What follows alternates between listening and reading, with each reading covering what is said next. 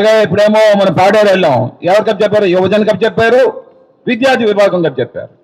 అంటే ఎంత జగన్మోహన్ రెడ్డి గారు ప్రిసైజ్గా ఉన్నారంటే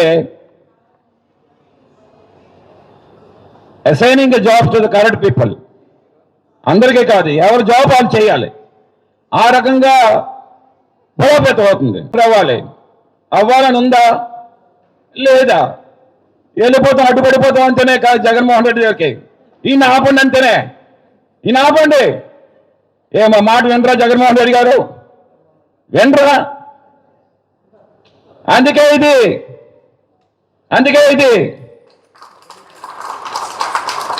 మీరందరూ కూడా ఎక్కడికి వెళ్ళినా సరే చేసుకోండి. సార్ నేను పలానా ఇది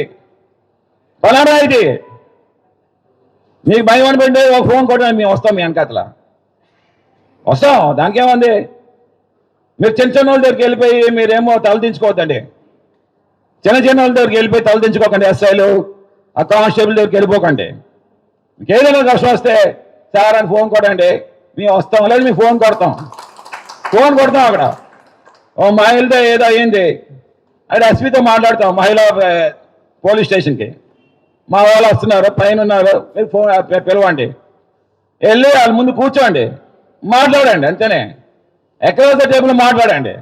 ఈ బచ్చే గాళ్ళు జోకర్ గాళ్ళతో కలవకండి మీరు అందరు కూడా.